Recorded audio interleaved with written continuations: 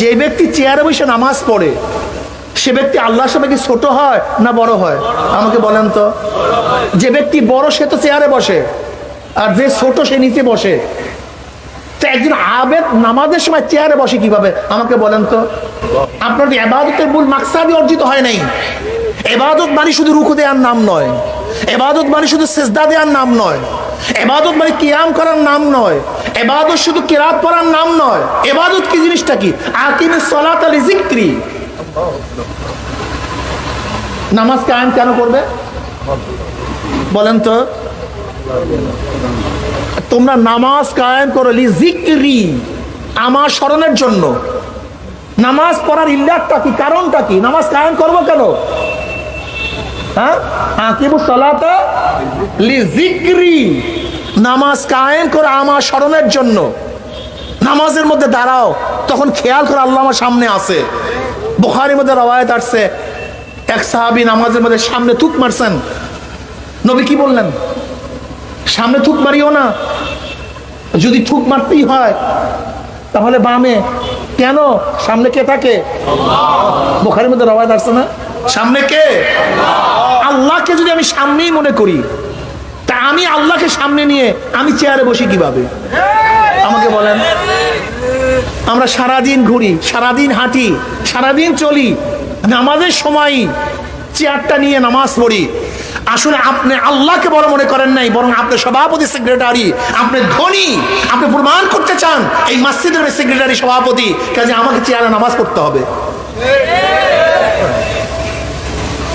আপনি অসুস্থ, বসতে পারেন না, দাঁড়াতে পারেন না, বসে নামাজ পড়েন, আসন গাতিয়া নামাজ পড়েন, পাও মেলিয়া নামাজ পড়েন, সোজা কিবলাদিমুখী দেন পাও, তারপর নামাজ পড়েন।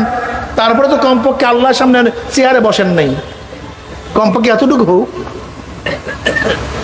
ইবাদতের মূল মাকসাদ সম্পর্কে আমাদের জানা নেই, মূল উদ্দেশ্য সম্পর্কে জানা নেই। আমরা ইবাদত বানাইছি কিসের জন্য? মনে করে রুকু কেরাত পড়লি আবেদ মুক্তি পেয়ে যাবে। ভুল। আপনি জানেন নামাজের অর্থ কি? দেখেন, ওমাল ইহসান ইয়া রাসূলুল্লাহ, জিবরিল আলাইহিস সালাতু ওয়াস সালাম নবী আলাইহিস সালাতু ওয়াস সালামকে প্রশ্ন করছে ইহসান কি জিনিস। নবী আলাইহিস সালাতু ওয়াস সালাম কি বললেন? আন তা'বুদাল্লাহা কাআন্নাকা তারাহু ফা ইন লাম তাকুন তারাহু ফা ইন্নাহু ইয়ারাক। তুমি এমন ভাবে ইবাদত করো মনে হয় যেন তুমি আল্লাহকে দেখতেছো। কাকে দেখতেছেন? যদি সেই ভাব পয়দা না হয়, কমপক্ষে এতটুকু খেয়াল করে আল্লাহ তোমাকে দেখতেছে। এই দুই সূরাতের বাইরে ইবাদত নেই। হয়তো তুমি আল্লাহকে দেখবে অথবা আল্লাহ পাক তোমাকে দেখবে। মুরাকাবা, মুশাহাদা, এর বাইরে কোনো সূরাত আছে আমাকে বলেন? হয়তো তুমি আল্লাহকে দেখবা অথবা আল্লাহ তোমাকে দেখবে। অথচ আমরা যে নামাজে দাঁড়াই তাকবীরে তাহরিমা থেকে শুরু করে সালাম ফিরাবার আগ পর্যন্ত, আজকে ইশারের নামাজ পড়ছি এখানে যারা আছি, বলেন তো এই দুই সূরাতে কোন সূরাত আমার মধ্যে ছিল কিনা? আমাকে বলুন তো। অথচ এই দুই সূরাতের বাইরে ইবাদত নেই। আন তা'বুদাল্লাহা কাআন্নাকা তারাহু ফা ইন লাম তাকুন তারাহু ফা ইন্নাহু ইয়ারাক। হয়তো তুমি আল্লাহকে দেখবা অথবা আল্লাহ পাক তোমাকে দেখতেছে, এই স্মরণ তোমার মধ্যে থাকতে হবে। আকিমুস সালাতা লিযিকরি ইন্নাস সালাতা তানহা আনিল ফাহশাই ওয়াল মুনকার ওয়ালা যিকরুল্লাহি আকবার। জিকির সবচেয়ে বড়, ইবাদতের ঠিক নেই।